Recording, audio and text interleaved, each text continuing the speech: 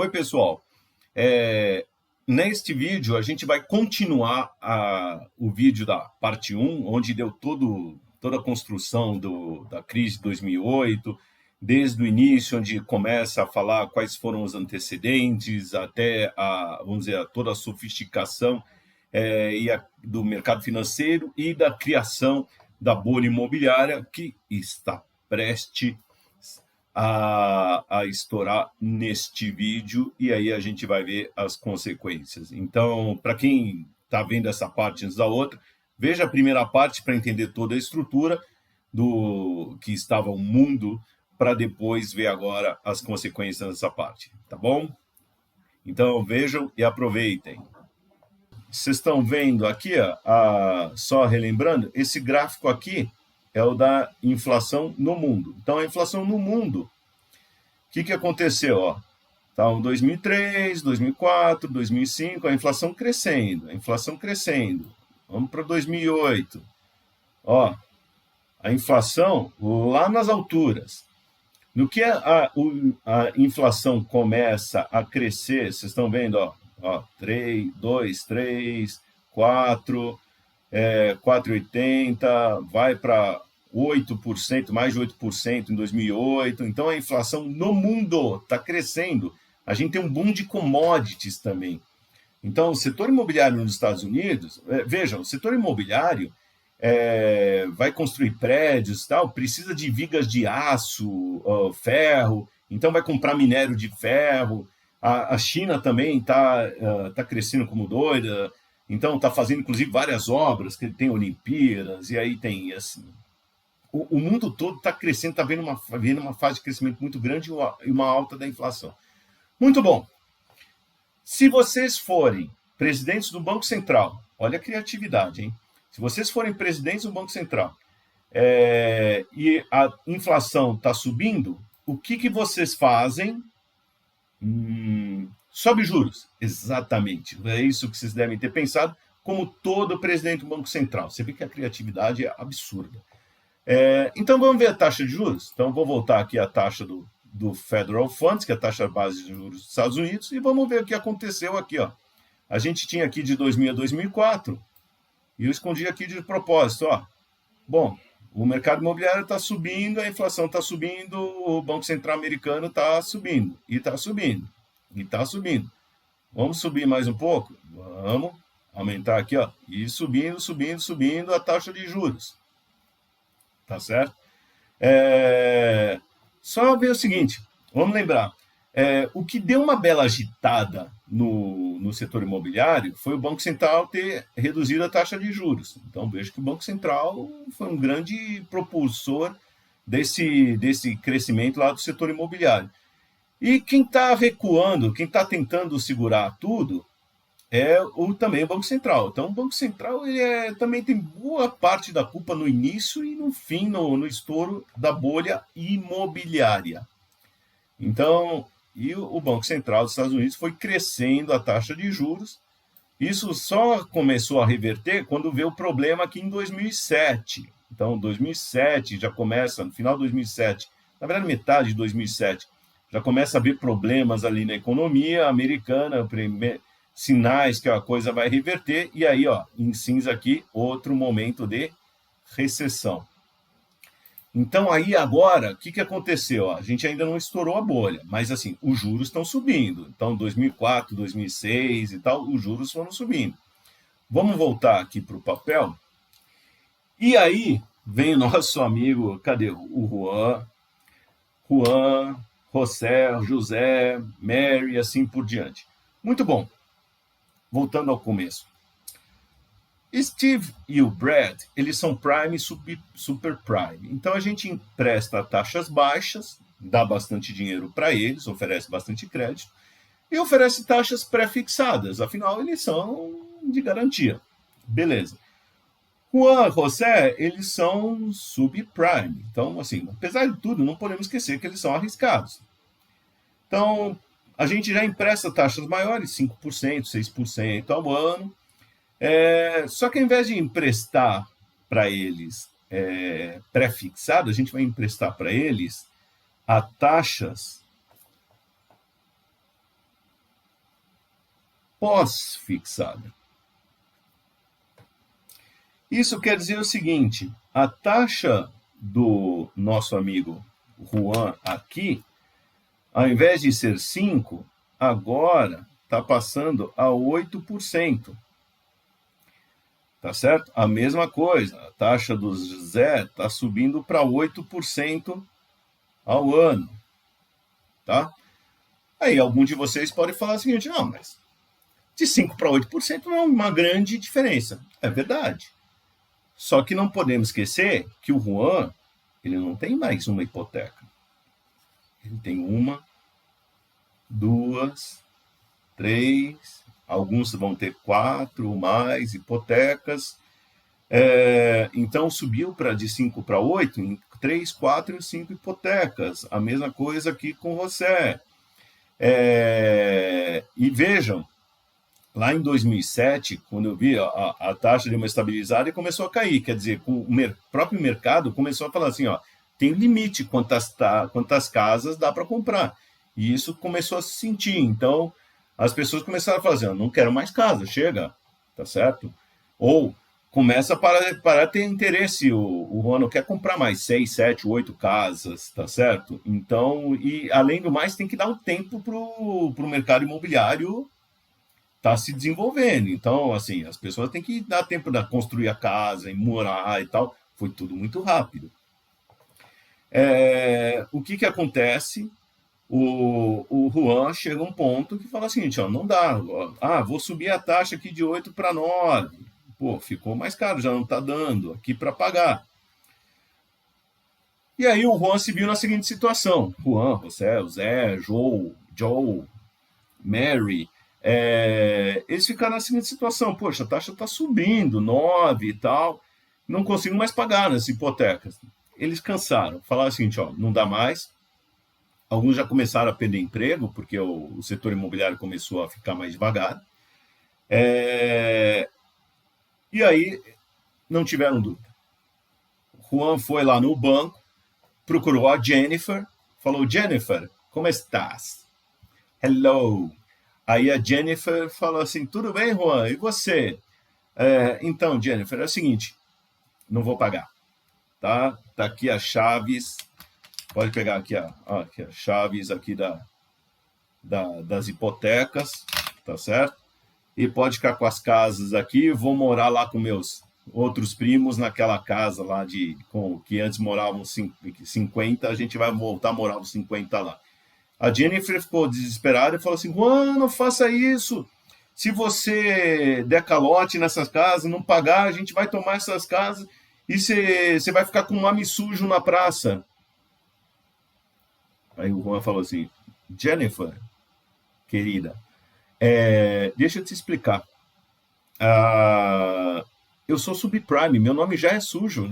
Já começou toda essa história, eu já com o nome sujo. Eu devolvendo a casa, eu vou continuar sendo subprime. Então, muitas gracias, obrigado e hasta la vista. Tchau, tchau. E deu calote. Deu calote nas hipotecas. O que aconteceu, então, na sequência? E não só o Juan, mas o José também. Entendam o seguinte, as casas não sumiram, tá? Só que elas estão no balanço dos bancos. Então, as casas passaram para o balanço dos bancos. No que passou para o balanço dos bancos, o que aconteceu? Só uma pergunta para vocês. O negócio do banco é tomar dinheiro emprestado e emprestar para alguém? Ou o negócio do banco é lidar com imóveis, comprar e vender casa? Tomar dinheiro emprestado e emprestar, não é isso? Então, não é comprar e vender casa. Além do mais, o acordo da Basileia, ele pune falta de liquidez. Então, ele não quer que os bancos fiquem com ativos ilíquidos. E imóveis são ativos ilíquidos. Por isso, inclusive, que vocês veem por aí, que os bancos, hoje em dia, eles não compram agência, mas eles alugam o local das agências. Quer dizer, isso ainda se sobrar banco com agência, tá? Que agora já virou tudo digital. Então, os bancos E isso aconteceu lá desde, assim, no final dos anos 80, quando saiu o Acordo da Basileia, já houve esse incentivo para os bancos também, ó, se desimobilizarem. Então, assim, vende as suas agências e transforma em caixa, e empresta esse dinheiro. Então, o banco não quer ficar com isso daqui. O banco quer vender essas casas o mais rápido possível, tá ok? Para atender, inclusive, a regulação. O que aconteceu? O preço dos imóveis com isso começou a cair. Não só caiu, mas despencou. Então, imóveis que antes estavam cotados a $1 milhão, bancos começaram a vender a $100 mil, ou até menos. Tá? Então, os preços despencaram, os preços dos imóveis foram despencando, o mercado imobiliário despencou, tá certo? E aí as hipotecas começaram a dar calote, e aí o que aconteceu? Aconteceu justamente o evento de crédito. Então, a AIG que está vendendo proteção vai ter que pagar para o outro.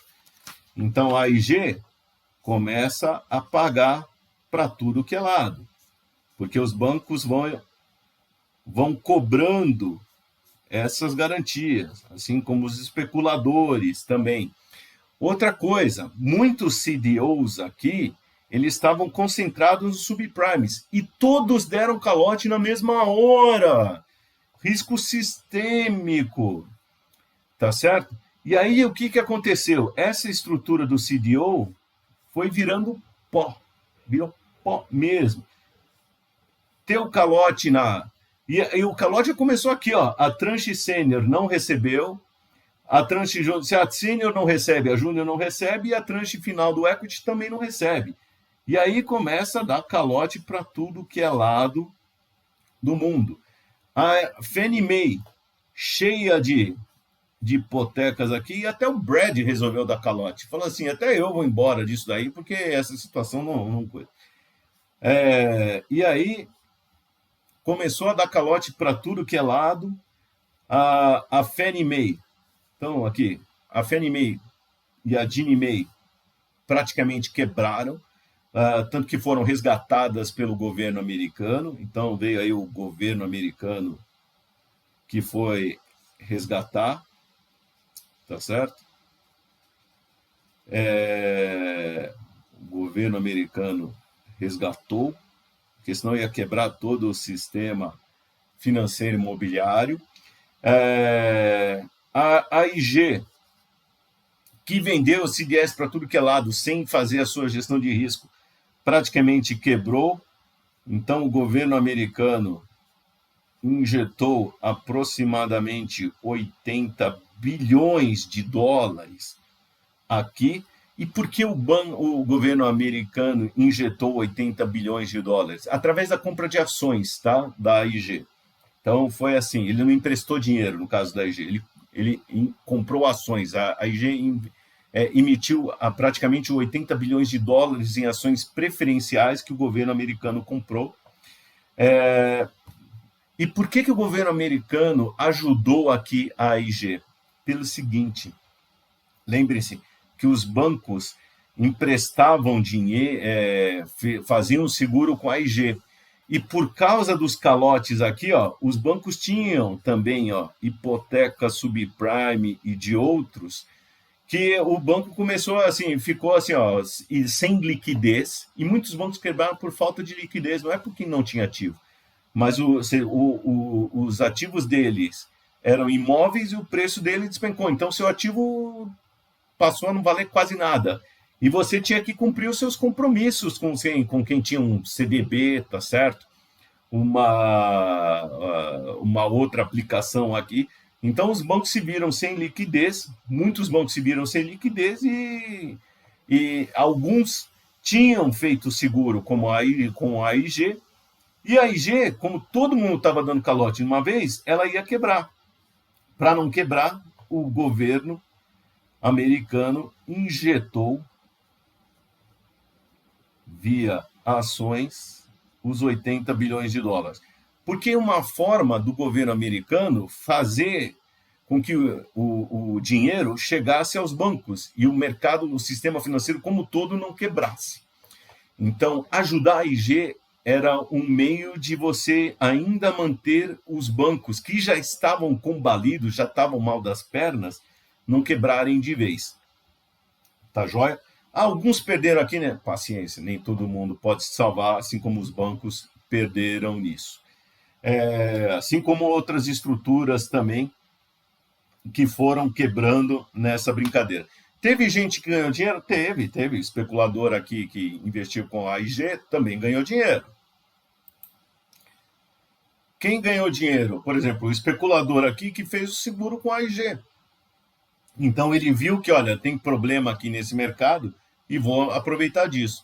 Inclusive até nos filmes, tem um filme muito bom chamado Big Shot, que fala de um investidor, de alguns investidores, como Michael Burry e outros, que justamente viram, ó, tinha problema no setor imobiliário, não estava fazendo sentido esse movimento de preços, estava se correndo mais risco que deveria. Então, o trabalho que os reguladores não fizeram, alguns agentes no mercado fizeram e se aproveitaram disso. A única coisa é a seguinte, como tem gente perdendo casa, perdendo emprego, perdendo economia nessa história, o especulador não vai para o jornal e fala assim, ó, estou ganhando grana enquanto vocês estão quebrando. Bancos de investimento também ficaram muito mal das pernas, também receberam ajuda. Alguns não receberam ajuda. E aí veio o problema também. Voltando aqui, um dos que não recebeu ajuda foi o tal do Lehman Brothers. Então, 15 de setembro de 2008. Lehman Brothers já estava mal das pernas, estava cheio dos CDOs na sua carteira que derreteram e o Fed e o Tesouro Americano resolveram não ajudar. Mr. Harry Paulson resolveu não ajudar, que era responsável ali na época, e o Lehman Brothers quebrou. Isso foi anunciado dia 15 de setembro, e aí veio todo um colapso. A palavra colapso se adequa bem, porque aí acabou toda a garantia, vamos dizer, toda a confiança no sistema financeiro.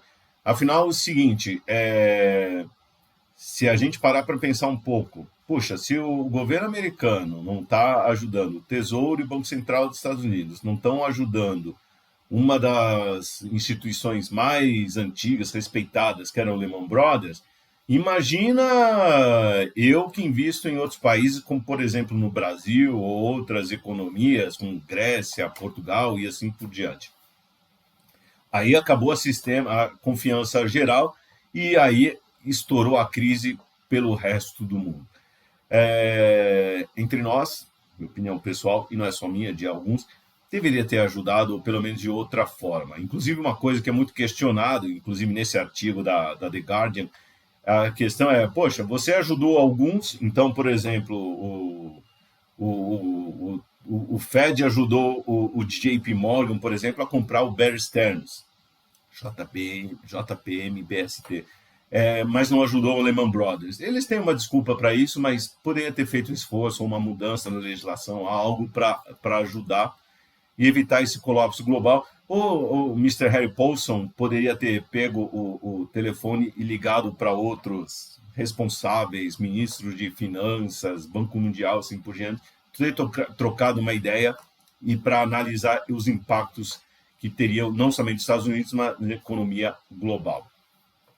Bom, com toda essa quebradeira aí, o que aconteceu? E a quebradeira por quê?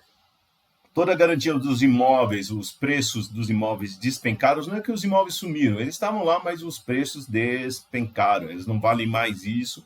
E tem um monte de compromissos escritos sobre isso que deixaram de ser cumpridos. E então as pessoas pararam de pagar os seus financiamentos e tudo isso, assim, os investidores não receberam o seu dinheiro prometido.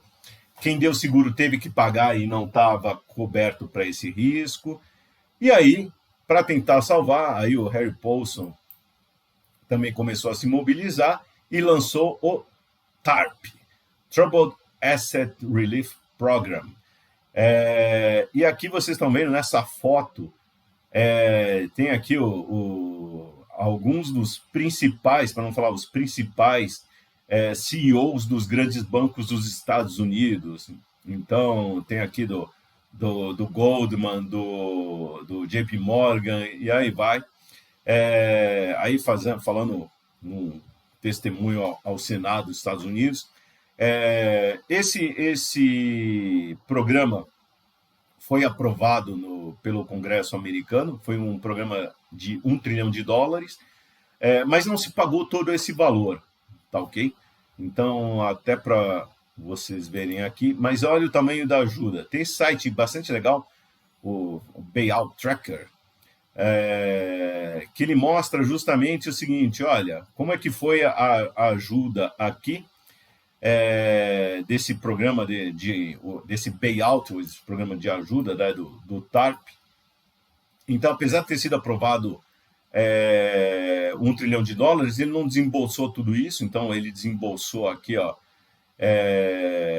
634 bilhões de dólares para 987 instituições, 390 bilhões de dólares foram devolvidos diretamente, então, do dinheiro, e 353 foram de uma maneira assim indireta, através de dividendos, juros e outras taxas. Então não foi de todo ruim também esse bailout, o TARP. Na verdade, e tem vários estudos, inclusive, mostram que o governo americano teve lucro, então teve um ganho aqui de 110 bilhões de dólares, tá ok? Desse bailout, tá? Do TARP. E aqui vocês podem ver depois, quem entra, ele já separa aqui para quem recebeu a ajuda. Então, os bancos receberam 245 bilhões, o Fannie Mae e Freddie Mac, que foram os maiores, receberam 191 bilhões para devolver depois, as empresas de automóveis, a IG. Então, só a IG aqui deu quase 68 milhões de dólares via o TARP, outra parte foi de outra forma. Então, quem tiver curiosidade para conhecer mais isso, dá uma lida. Esse site tem outros estudos, inclusive, que mostram que não foi um resultado assim tão ruim. Os bancos, como eles ficaram nisso daí? Ficaram nessa por essa? Na verdade, assim, a gente não viu CEOs de bancos presos, tá? Nem as agências de rating também foram muito acusadas por isso, mas se cobrou taxas não, multas desses bancos.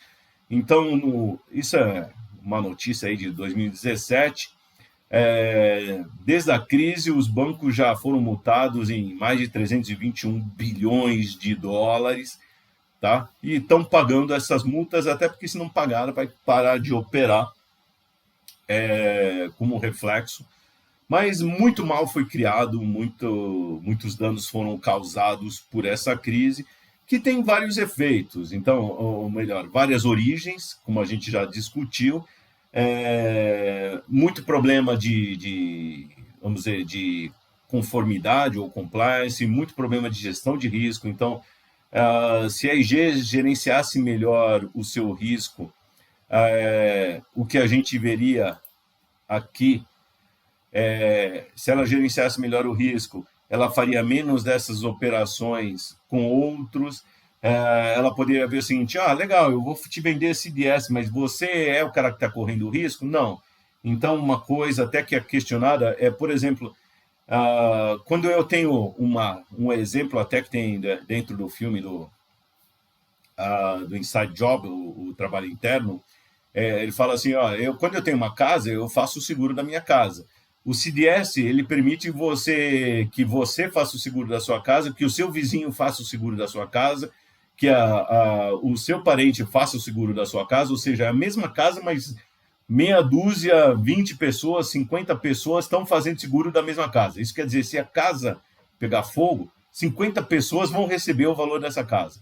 Então, veja que isso tem um enorme poder de replicação que tinha que ser controlado pela IG. Então, ela deveria falar assim, legal, eu te vendo esse seguro aqui, mas vem cá, eu já vendi esse seguro para onde? Você quer fazer também esse seguro? Então para você não. Então, se a IG ela gerenciasse melhor o seu risco, ela cobraria taxas maiores para fazer o seguro, e isso ia naturalmente fazer com que os bancos falassem o seguinte: olha, eu fazer seguro aqui da hipoteca do Juan é um bom negócio. Mas a IG agora subiu o valor do prêmio do seguro. Então não compensa mais. Bom, se já não compensa fazer mais esse seguro, então eu não vou mais emprestar dinheiro para o Juan. Tá certo? Outra coisa, fazer as checagens internas para evitar, como, por exemplo, a Ashley, que emprestou, falsificou o formulário aqui do Juan. Então, se todo mundo aqui fizesse sua parte, sua gestão de risco direitinho, a gente teria muito menos problema, ou provavelmente não teria a tal da crise. E vem grande culpa também para os reguladores, que tinham que estar olhando também o sistema e principalmente grandes instituições aqui, como elas estão gerenciando os seus riscos. Espero que tenha ficado claro a história da crise financeira. Vocês vejam, é uma história longa, e ainda tem muito mais detalhes além desses que a gente discutiu. Coisas ainda bastante discutidas hoje em dia, como a questão do shadow bank, o uso de derivativos, a questão de gestão de riscos. Algumas coisas mudaram, melhoraram, outras coisas não mudaram tanto assim. Então, pode acontecer de novo? Sim, pode acontecer de novo. Por isso, espero que todos fiquem um pouco mais alertas e monitorem mais, principalmente os reguladores, olho, para evitar o famoso too big to fail, grande demais para quebrar, que foi também que aconteceu. Então, muitos dos grandes bancos ficamos naquela situação, o Banco Central ou Fed, bom, se eu deixo o cara quebrar, aí detona a economia ou explode a economia como um todo, e isso eu não posso permitir. Tá bom? Dê uma pesquisada, leia sobre isso, porque é um tema assim fascinante para aprender vários conceitos, vários produtos de economia, gestão de riscos, produtos derivativos, aí vai de mercado, que vale a pena, e essa conversa ainda é bastante longa, tá bom? Até mais!